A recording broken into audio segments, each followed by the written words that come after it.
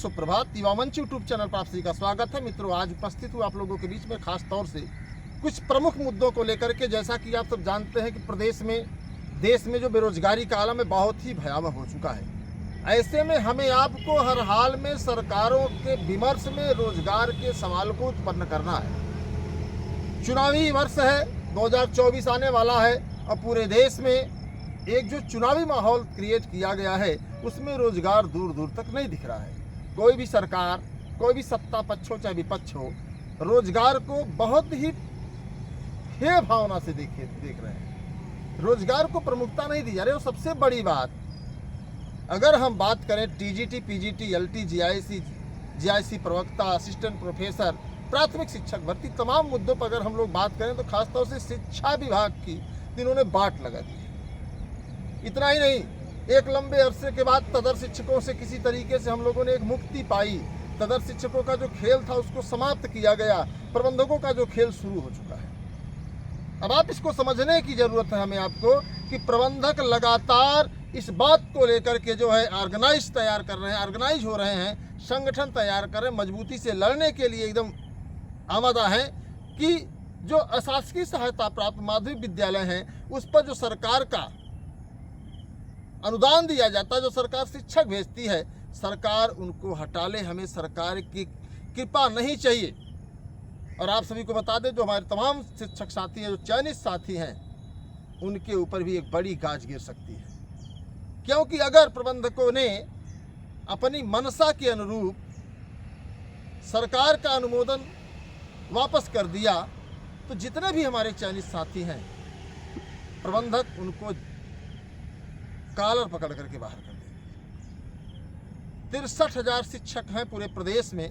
उत्तर प्रदेश की अगर बात की जाए तो, हालांकि पूरे देश में कितने हैं इसके आंकड़ा तो हम लोगों के पास नहीं है, लेकिन उत्तर प्रदेश में 63,000 चयनित शिक्षक हैं। और जो टीजीटी और पीजीटी के माध्यम से सेवा सुरक्षा को लेकर के आप लगातार देख रहे हैं, धारा 21, धारा 18 का जिक्र शिक्षा सेवा चयन आयोग की नियमावली में अभी तक शामिल नहीं किया गया है। शिक्षा सेवा चयन आयोग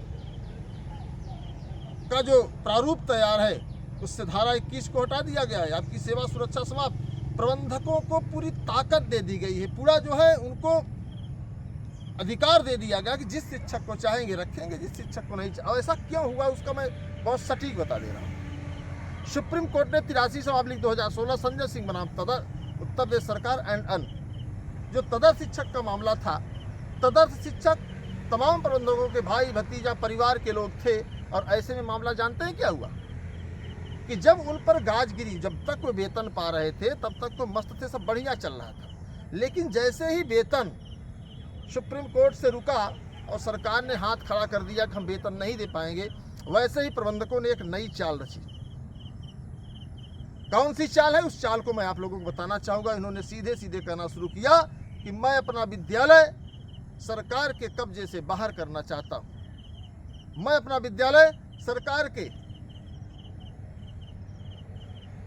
जो अनुदान है उससे बाहर लेना चाहता हूँ। मैं उसको इंग्लिश मीडियम विद्यालय खोलूंगा, मैं उसमें सीबीएसई बोर्ड का विद्यालय खोलूंगा, मैं उसमें चारागाह खोलूंगा।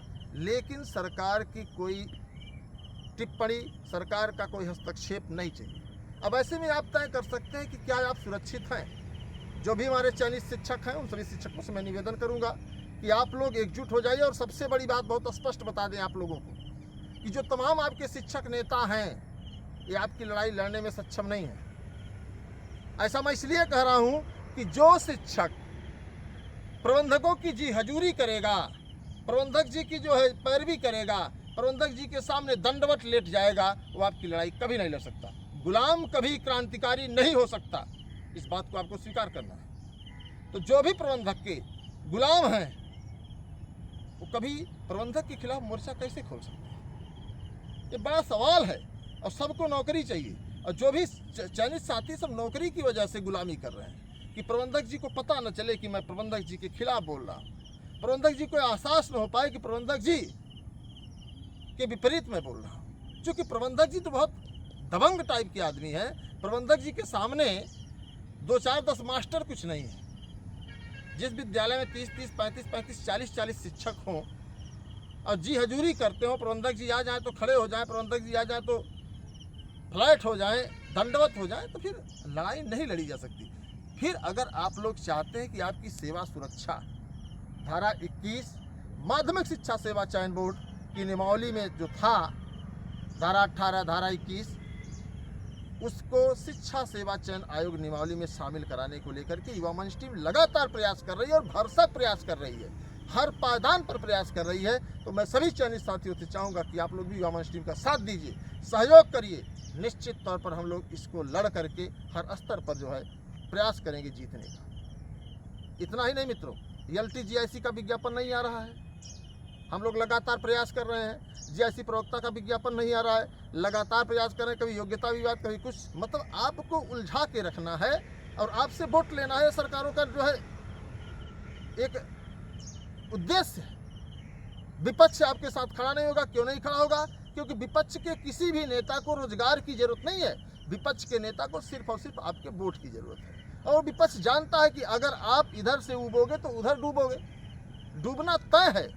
आप अगर इधर से हमारी तरफ से उबोगे तो सामने की तरफ डूबोगे, किसी न किसी पार्टी को ही वोट दोगे आप। तो उनका तो सीधे सीधे मामला फेस है, उनको कोई दिक्कत नहीं। तो इसको समझने की जरूरत है। और सच्चाई यही है कि अगर विपक्ष हर मुद्दे पर, हर मोर्चे पर गंभीरता से लड़ता, संघर्ष करता, तो हम लोगों को लड़ने की जरूरत नहीं थी। हम लोगों को सीधे सीधे पढ़ने की जरूरत थी, नौकरी लेने की जरूरत। लेकिन विपक्ष मौन है और कोई नहीं पूछता जब चुनाव आता कि आप कौन हैं। ये सवाल है आप लोगों से। विपक्ष से पूछिए कि जब गैस सिलेंडर के दाम 1200 रुपये हो रहे थे तो आप कहाँ थे? जब डीजल के दाम बढ़ रहे थे तो आप कहाँ थे? जब इलाहाबाद यूनिवर्सिटी की में फीस 400 गुना बढ़ रही थी तो आप कहाँ थे? जब बेरोजगारी पे युवा पीठ पर लाठी खा रहे थे, बघाड़ा में 10x10 के कमरे में पुलिस घुसकर पी रही थी, तो आप क्यों नहीं बोल रहे थे? भाई आप विपक्ष हैं तो विपक्ष की कुछ भूमिका होती है कि नहीं होती है? हमने आपको विपक्ष में इसलिए लाया है कि आप हमारे जुनून मुद्दे पर, सवाल पर जो है सरकारों से थोड़ा सा सवाल कर सकें, सरकारों के सामने आंदोलन कर सकें। अगर आप जेल जाने से डरते हैं, आप CBI और ED से डरते हैं, तो आम प्रतियोगी कैसे फेस करेगा? आपको कैसे अपना नेता मानेगा? इस बात को समझने की जरूरत है पूरे देश के नौजवानों को। सच्चाई यही है मित्रों कि हमारा आपका जो मॉरल है, जो विचारधारा है हम सबकी, शून्य हो चुकी है। विपक्ष आपके साथ नहीं खड़ा होगा। विपक्ष सिर्फ आपसे यही उम्मीद करेगा कि हमें वोट दीजिए, हमें मुख्यमंत्री बना दीजिए, हम आपको ऐसा करते हैं। हमने कई बार बनाया है लोगों को, ऐसा नहीं है कि मुख्यमंत्री नहीं बनाया है। तो ऐसे में विपक्ष अगर हमारे साथ है तो हम विपक्ष के साथ, अगर नहीं है तो हम अपनी लड़ाई स्वयं लड़ेंगे। और जो भी साथी है TGT PGT के सबसे जुनूनी मुद्दे को लेकर के मैं 2 मिनट बात करूंगा। और मैं चाहूंगा कि आप इस वीडियो को अधिक से अधिक शेयर करें, चैनल को सब्सक्राइब कर लें, लाइक कर दें, क्योंकि हमारी संख्या बहुत ज़्यादा है, हमें आपको लड़ना होगा। तो जो भी साथी हैं TGT PGT में सीट वृद्धि को लेकर के लगातार मैं प्रयास कर रहा हूं और उम्मीद करता हूं कि इस लड़ाई को हम लोग जीतेंगे। 25,000 जो गुलाबो देवी जो हमारी माध्यमिक शिक्षा मंत्री है, उन्होंने जो डाटा दिखाया है और तदर्थ शिक्षकों की सीटें जो है उसको हमको जुड़वाना ही है। और आप सभी से निवेदन है कि आप इस वीडियो को अधिक शेयर करें ताकि अधिक से अधिक संख्या में हम लोग मजबूत हो सकें। इसी के साथ सभी साथियों को धन्यवाद। इंकलाब जिंदाबाद।